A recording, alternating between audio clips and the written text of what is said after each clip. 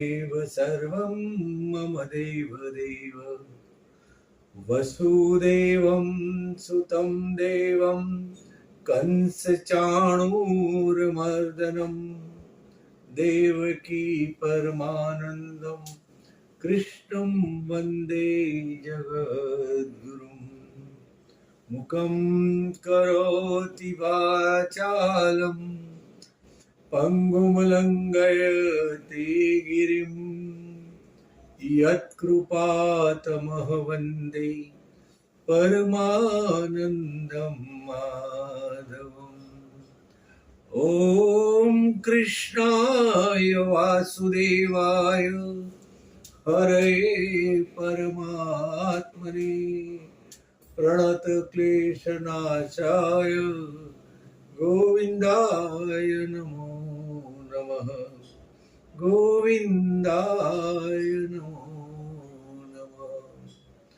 मृत्युञ्जय महादेव त्राहि मां शरणागत जन्म मृत्यु जरा व्याधि पीडित कर्म बन्धने ॐ त्र्यम्बकं यजामहे सुगन्धिं पुष्टिवर्धनम् उर्वारुकमिव बन्धनान् मृत्योर्मुक्षीयमामृतात्। ॐ नमः शिवाय। ॐ नमः शिवाय। मनोजवं मारुततुल्यवेगं जितेन्द्रियं बुद्धिमतां वरिष्ठं वातात्मजं वानरयोधमुख्यं श्रीरामदूतं शरणं प्रपद्ये। श्रीरामदूतं शरणं प्रपद्ये। आइए हनुमंत बिराजिए कथा सुनो श्री राम की। श्री रामचंद्र भगवान की जय। श्री कृष्ण चंद्र भगवान की जय। श्री एकलिंग जी महादेव ने जय। आदि कवि महर्षि वाल्मीकि रचित रामायण अरण्य कांड नु प्रकरण 45 पक्षीराज जटायु सीताना वेदनायुक्त तीव्र चित्कार करी ओ राम ओ लक्ष्मण एम कही चीસો પાડવા લાગી। પંચવટી પાસેના વૃક્ષોના ઝુંડમાં જટાયુ ગીધ વસતો હતો। સીતાનું કરુણાકન સાંભળતા તે સાવધ થયો। તેણે જોયું તો લંકાપતિ રાવણ વાયુરથમાં ગગન માર્ગે સીતાનું હરણ કરીને લઈ જતો હતો। રાવણને જોતા જટાયુની આંખમાં લોહિત તરી આવ્યું। તત્ક્ષણ તેને બળપૂર્વક પોતાની વિશાળ પાંખો ફફડાવી। પાંખોના ફફડાટથી વૃક્ષોની ડાળીઓ તૂટી પડી અને અસંખ્ય પર્ણો ખરી પડ્યા। વાયુ પણ ગતિ ભંગ થયો। જટાયુ સમગ્ર બળપૂર્વક ઉડ્યો અને રાવણનો માર્ગ આંતરી બોલ્યો, હે લંકેશ, હું ગરુડનો ભાઈ ગિધરાજ જટાયુ છું, પક્ષીઓનો રાજા છું। તો રામની પત્નીનું બળાત્કારે હરણ કરે છે તે તને શોભતું નથી। પતિ ન હોય ત્યારે કોઈ અબળાને ઉપાડી જવી એને તું શું વીરતા કહે છે? રાજાઓએ તો નારીઓનું રક્ષણ કરવું જોઈએ। તને આવી કુમતિ ક્યાંથી સૂજી? જે કર્મ નિંદા પાત્ર હોય તે કર્મ સત્પુરુષો આચરતા નથી। પરપુરુષના પરસ્ત્રી જેમ પોતાની પત્નીની રક્ષા કરવી જોઈએ તેમ પરસ્ત્રીનો પોતે પણ સ્પર્શ ન કરવો જોઈએ। રાક્ષસરાજ સીતાનું હરણ કરવાથી તું પાપનો અધિકારી થયો છે। પરાક્રમી રામે તારો કોઈ અપરાધ કર્યો નથી, તેમ છતાં તું તેમની અનુપસ્થિતિનો લાભ લઈ કાયરતાપૂર્ણ કર્મ કરી રહ્યો છે। તારું ભલું ઈચ્છતો હોય તો તું આ વૈદેહીને મૂકી દે, નહીં તો તું રામના ક્રોધનો ભોગ બનીશ। હજુ તું એમને ઓળખતો નથી લાગતો. સીતાજીએ જટાયુને જોતા જ આર્તનાદે કહેવા માંડ્યું, પક્ષીરાજ, મને બચાવો, બચાવો, બચાવો. સીતાની દયનીય દશા જોઈ જટાયુ લોહી ઉકળી ઉઠ્યું. તે સત્તાવાહી અવાજે બોલ્યો, રાવણ, તું અહીંયા જ અટકી જા. જટાયુના પૂર્વજો અવકાશના અધિપતિ હતા. તે કોઈથી ડરી જાય તેવો ન હતો. તે દશરથનો મિત્ર હતો. રામની સંભાળ રાખવાનું તેને માથે લીધું હતું. ગમે તે ભોગે રાવણનો પ્રતિકાર કરી સીતાને મુક્ત કરવા અથવા તો મરી ખપવું એવા દ્રઢ મનોબળથી તેણે રાવણને પડકાર કર્યો. દુષ્ટ પાપી, ઉભો રહે. હું પણ તારી જેમ પક્ષીઓનો રાજા છું. રાજાનો ધર્મ છે કે અબળા જાતિની રક્ષા કરવી. તારી દુષ્ટ વૃત્તિ તજી દે. આવું અપકૃત્ય કરનાર રાજા કહેવાવાની પણ યોગ્ય નથી. સીતાનું હરણ કરતા તને લજ્જા નથી આવતી? હમણાં જ સીતાજીને છોડી દે, નહીં તો તું કાળનો કોળિયો બની જઈશ. પાવક જ્વાળા સમાન સીતાનો સ્પર્શ કરવાના પાપે તું ભસ્મીભૂત થઈ જઈશ. વૃદ્ધ જટાયુના પડકારની અવગણના કરી રાવણ તિરસ્કારપૂર્વક આગળ વધવા લાગ્યો. ત્યાં તો તેને આગળ જતો અટકાવી ગિધરાજ જટાયુ બોલ્યા, ઓ દુષ્ટ, તું સમજતો હોઈશ કે તું યુવાન છું અને આ વૃદ્ધ ગીધ મને શું કરી શકવાનો છે. પરંતુ સાંભળી લે, હું પ્રાણાંતે પણ સીતાને તારી સાથે નહીં જવા દઉં.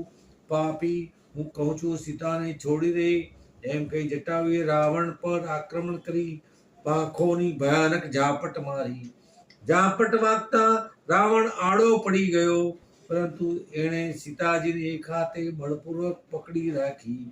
બીજા હાથે ચંદ્રાસ ખડક ખેંચી જટાયુ પર પ્રહાર કર્યો.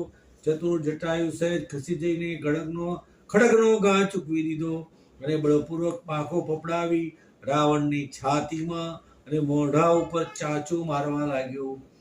જટાયુની ચાંચોના પ્રહારથી રાવણનું શરીર લોહીથી ખરડાવા લાગ્યું. એક સામાન્ય ગીધ જેવું પક્ષી પોતાના ઉપર પ્રહાર કરી જાય એ રાવણથી સહન થયું નહીં. તેથી તે રોષે ભરાયો અને જટાયુનો નાશ કરવા ખડગ ઉગામ્યું. ત્યાં તો જટાયુએ તેના ખડગ ઉઠાવેલા હાથ ઉપર જોરથી પાંખની ઝાપટ મારી. ઝાપટ વાગતા તેના હાથમાંથી શસ્ત્ર રથમાં પડી ગયું. રાવણે રથમાં પડેલા ખડગને ફરી ઉઠાવ્યું. જટાયુ પણ પ્રતિકાર કરવા સજ્જ બન્યો. બંને વચ્ચે ઝપાઝપી પરાકાષ્ઠાએ પહોંચી. વૃદ્ધ જટાયુ થાકીને લોથપોથ થઈ ગયો. આ તકનો લાભ લઈ રાવણે જોરથી ખડગનો ઘા કરી એક જ ઝાટકે જટાયુની એક પછી એક બંને પાંખો કાપી નાખી. પાંખો કપાતા જ વૃદ્ધ જટાયુ ભોંય પર પછડાઈ પડ્યો. તે પોતાના મિત્ર દશરથ પ્રત્યેનું કર્તવ્ય, રામને સીતાની રક્ષાનું આપેલું વચન પાલન કરી તે કૃતાર્થ થયો. સીતા વૃદ્ધ ગિધરાજ જટાયુની નિહાળી દુઃખદ વિલાપ કરતા હતા. રાવણ સાથેની ખેંચતાણમાં તેમની વેણીના પુષ્પો ભોંય પર છૂટા છવાયા વેરાતા હતા. રાવણે સીતાને એક હાથે પકડી રાખી વાયુરથ વિમાન લંકાની દિશાએ ઉડાડવા માંડ્યું. જ્યાં સુધી વિમાન દેખાયું ત્યાં સુધી જટાયુ સીતાને જોતો અસહાય અવસ્થામાં ભૂમિ પર પડી રહ્યો. સીતા રાવણના હાથમાં તરફડી રહ્યા હતા. તેમના એક પછી એક આભૂષણો તૂટીને ભૂમિ પર પડવા લાગ્યા. સીતાએ ઉડતા વિમાનમાંથી જોયું તો એક પર્વતના ઊંચા શિખર પર કેટલાક વાનરો બેઠા હતા. કદાચ રામ મને શોધતા શોધતા અહીં આવે તો તેમને કંઈક સંકેત મળે એ હેતુથી સીતાજીએ પોતાનું ઉત્તરીય વસ્ત્ર અને કાનના આભૂષણો રાવણ ન જાણે એમ વાનરોની વચ્ચે પડી રીતે નાખ્યા. સીતાનું હૃદય કકડતું હતું. તેમના ખેદનો પાર ન હતો. રડી રડીને તેમનું ગળું સુકાઈ ગયું હતું. રાવણે વાયુરથ વિમાનમાંથી પોતાની લંકા નગરી જોઈ યોગક્ષેમ પહોંચી ગયાનો સંતોષ અનુભવવા લાગ્યો. થોડી વારમાં લંકાના કોટકાંગરા દેખાવા લાગ્યા. નગર બહાર તેને પોતાનું વિમાન ઉતાર્યું અને સીતાને પોતાના મહાલયના અંતઃપુરમાં લઈ ગયો. ત્યાં તેને દાસીઓ દ્વારા પોતાની શક્તિ, સંપત્તિ, વૈભવ, સુવર્ણ રત્નો, આભૂષણો, મૂલ્યવાન વસ્ત્રો, વાહનો બતાવી સીતાજીને લલચાવવા પ્રયત્ન કર્યો, પણ કેમે કરીને તેમની આંખોમાંથી આંસુ ખૂટ્યા નહીં. તેથી ન છૂટકે તેમને શાંતિ મળે તે માટે સુંદરવનની અશોક વાટિકામાં લઈ ગયો. વિચિત્ર આકૃતિવાળી બિહામણી કુરૂપ રાક્ષસીઓને બોલાવી સીતાની રક્ષા કરવા અને સંભાળ રાખવા અને બરાબર સાવધ રહી ચોકી કરવાની કડક સૂચના આપી. વધુમાં કહ્યું, સીતાને જે જોઈએ તે આપવામાં સંકોચ રાખશો નહીં. તે ભોજન, વસ્ત્રો, આભૂષણો જે માગે તે ઉત્તમ પ્રકારના અને મૂલ્યવાન હોય તે જ આપજો. તે જે કહે તે આજ્ઞાનું પાલન કરજો. તેને કોઈ કટુ વચન કહેશો નહીં. તે દુભાય તેવું વર્તન કરશે તેને મૃત્યુદંડની શિક્ષા કરવામાં આવશે. તેનો અનાદર કરશો નહીં. તેનું સર્વથા માન જાળવજો. પણ બંધનમાંથી છટકી ન જાય તેનું પણ ધ્યાન રાખજો. આ પ્રકારે રાવણે સીતા માટે પોતાના અંતઃપુરના ઉપવનની પાસેની અશોક વાટિકામાં રહેવાનો પ્રબંધ કર્યો. રાવણ સીતા ઉપર અત્યાચાર કરી પીડા પહોંચાડવા માંગતો ન હતો, પરંતુ વિવિધ ઉપહારો, અલંકારો, વૈભવ, સત્તા અને સંપત્તિનું પ્રદર્શન કરી સીતાજીને લલચાવવા માંગતો હતો. અશોક વાટિકાના મનોહર સ્થળમાં રહેવાથી રામના વિયોગનું દુઃખ તે વિસરી જશે અને થોડા દિવસમાં તે પોતાની બની જશે એવી રાવણની ગણતરી હતી. આજે રાવણ અનેક તર્કમાં ગોતા ખાતો હતો. તેણે પોતાના ગુપ્તચરો બોલાવી કહ્યું, તમે સત્વરે દંડકારણ્યના જન્મસ્થાનમાં જાઓ અને રામ સંબંધી બધી જ વિગત મેળવી આવો. જ્યાં સુધી રામ જીવે છે ત્યાં સુધી મને નિંદ્રા સુખ મળવાનું નથી. રામ મારો કટ્ટર શત્રુ છે. કોઈને કોઈ પ્રકારે તેને વહેલી તકે અમદાન પહોંચાડવાનો છે. તમે જાઓ, તમારી દક્ષતા, સાહસ અને ચાતુર્યનો ઉપયોગ કરી મારી ઈચ્છા પૂર્તિ કરો. જ્યારે જ્યારે ઈચ્છા થાય ત્યારે રાવણ અશોક વાટિકામાં પહોંચી જતો. સીતાજીને મનાવવા બુદ્ધિ કૌશલ્યનો ઉપયોગ કરતો, પરંતુ સીતા દ્વારા તેની ઉપાલંબને ઉપેક્ષા મળતા હતા. આજ નહીં તો કાલ પોતાની ઈચ્છા ફળશે એવી આશાએ રાવણ સીતાજી પાસે જતો હતો. મારો લાલંકાદીપ ચારે કોર સાગરથી વીંટળાયેલો છે. ગમે તેવો સબળ શત્રુ પણ અહીં ફરકી શકે તેમ નથી. ઉપરાંત મારા સેંકડો ગુપ્તચરો, સૈનિકો, યોદ્ધાઓ રાત દિવસ તેનું રક્ષણ કરી રહ્યા છે. સીતા દુશ્ચિત માનજે કે આ સમગ્ર રાજ્યને સ્વર્ણમય લંકા નગરી તારા જ છે. મારા બધા અનુચરો તારા જ દાસ છે. પૂર્વજન્મના કર્મને કારણે તે વિપત્તિ ભોગવી. હવે તારા પુણ્ય કર્મોનો ઉદય થયો છે. હવે તારે માટે સમગ્ર વૈભવ સુખ ભોગવવાની ધન્ય ઘડી આવી છે. તું ભારે શરમાળ લાગે છે. લજ્જાશ્રમનો ત્યાગ કરી મારી વાતોનો સ્વીકાર કર. સુંદરી, તું મને તારો ગણી લે. હું મારું સદા ઉન્નત રહેતું મસ્તક તારા ચરણે ધરું છું. તારી કૃપા પામવા કરેલી મારી યાચના સફળ કર. મનમાં રામ નામનું રટણ કરતા સીતાજી નિશ્વાસ નાખી બોલ્યા, ઓ પાપી, તું મને મૂર્ખ માની લલચાવે છે. કાગડો હંસની ચાલ ચાલી શકે ખરો. તારો ભય કે લાલચ હું ખેંચાવ તેમ નથી. એક બુદ્ધિ, મારી વાત તું કેમ સમજી શકતો નથી? હું મૃત્યુનું વર્ણન કરીશ પણ તારું શરણ નહીં જ સ્વીકારું. અધમ, તું સત્વરે અહીંથી ચાલ્યો જા. રાવણ સીતાને જોઈ એટલો બધો મોહાંત બની ગયો હતો કે સીતાના અપમાનજનક શબ્દો પણ તેના પર પ્રભાવ પડતો ન હતો. તે ફરી પાછો મધુર વચનો કહેવા લાગ્યો, સીતા, તું ભયાનક રાક્ષસોથી ઘેરાયેલ જનસ્થાનમાંથી સુખસ્થાનમાં આવી છે. એ તારું સદભાગ્ય છે. તું મારી લંકા નગરી વારે વારે નિહાળીને અવલોકન કરીજો. તેની આગળ દેવોની અમરાવતી પણ તને તુચ્છ લાગશે. સમગ્ર દેવતાઓમાં પણ મારા જેવો કોઈ પરાક્રમી નથી. વનમાં રખડતા રામ સાથે રહેવા કરતા મારી સાથે રહીને વિવિધ સુખોનો ભોગ ભોગવ. હવે રામને મળવાની કલ્પના છોડી દે. મારા દીપની ચારે કોર સમુદ્રના જળ ઉછાળા મારે છે. અનેક ગુપ્તચરો, સૈનિકો તેની રક્ષા કરી રહ્યા છે. મારી આજ્ઞા વિના ચકલું એ ફરકે તેમ નથી. કદાચ તે અહીં આવે તો તેનું સીતા નહીં પણ મૃત્યુ સ્વાગત કરશે. વૈદેહી, હવે એ બધી વાતો ભૂલી જા. જેટલી વહેલી ભૂલીશ તેટલી વહેલી તું સુખી થઈશ. રાવણની એકની એક વાત, એકની એક વિનંતી અને એકની એક ધમકી સાંભળી સીતા કંટાળી ગયા હતા. આજે ફરી પાછી રામની વાત નીકળતા જાનકીની આંખમાંથી આંસુ આવી ગયા. તેમનું હૈયું ભરાઈ આવ્યું. છતાં તે ક્રોધથી લાલ આંખો કરી ભ્રુકુટી ચડાવી રાવણને કહેવા લાગ્યા, અરે ઓ બાયલા, પરાક્રમી રામ જ મારા પતિ છે. રઘુવંશમાં જન્મેલા રામ તારા દેહને બાણોથી છિન્ન ભિન્ન કરી નાખશે. જો એમના દેખતા ત્યાગ ઉઠાવીને મારા સામે જોયું હોત તો પણ ખર દૂષણ જેવા તારા હાલ થાત. તારા બળવાન 14 સહસ્ત્ર રાક્ષસ સૈનિકો એક ગરુડ આગળ અસંખ્ય સર્પ જેવા હતા. તેમના શા હાલ થયા તે તું શું જાણતો નથી?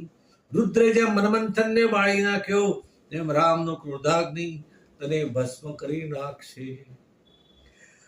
આજે તું બરાબર સાંભળી લે, મારા રામ સમુદ્રનું શોષણ કરવા અને ચંદ્રને અમની પ્રવતારી પાડવા સમર્થ છે.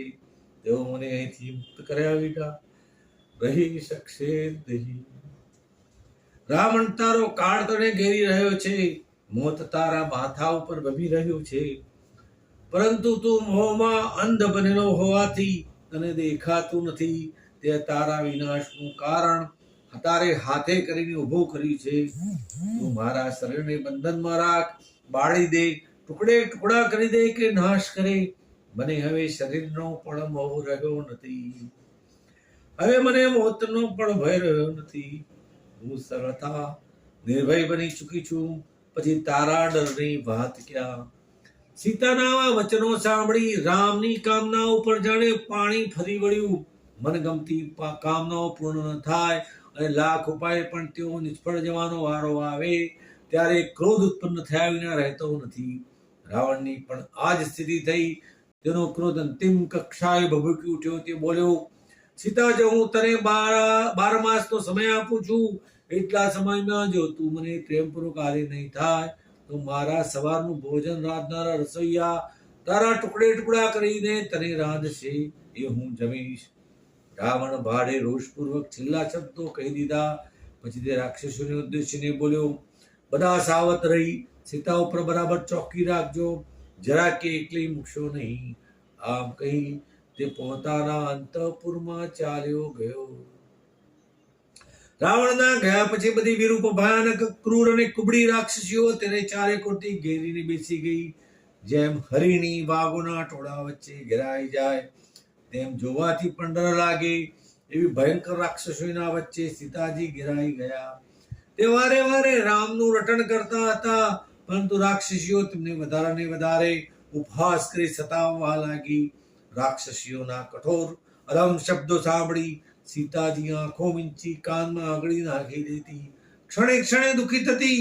સીતાજી વારંવાર રઘુવંશ સ્મણી રામ તથા રામાનુજ લક્ષ્મણને સંભાળી ડુસકા ભરતી અચેત બની જતી અને કળવળતા જ પાછી મનમાં રામનું શરણ કરવા લાગતી. ઇતિ શ્રી અરણ્ય કાંડનું પ્રકરણ 45 સમાપ્ત. બોલો શ્રી રામચંદ્ર ભગવાન કી જય. શ્રી કૃષ્ણ કનૈયા લાલ કી જય. અચ્યુતમ કેશવમ રામ નારાયણમ કૃષ્ણ દામોદરમ વાસુદેવ શ્રી હરિ શ્રીધરમ માધવમ ગોપિકા વલ્લભમ જાનકી વિનાયકમ શ્રી રામચંદ્રમ ભજે. સર્વે ભવન્તુ સુખિનઃ, સર્વે સન્તુ નિરામય, સર્વે ભદ્રાણિ પશ્યન્તુ મા કશ્ચિદ દુઃખ ભાગવે. ઓમ શાંતિ શાંતિ શાંતિ.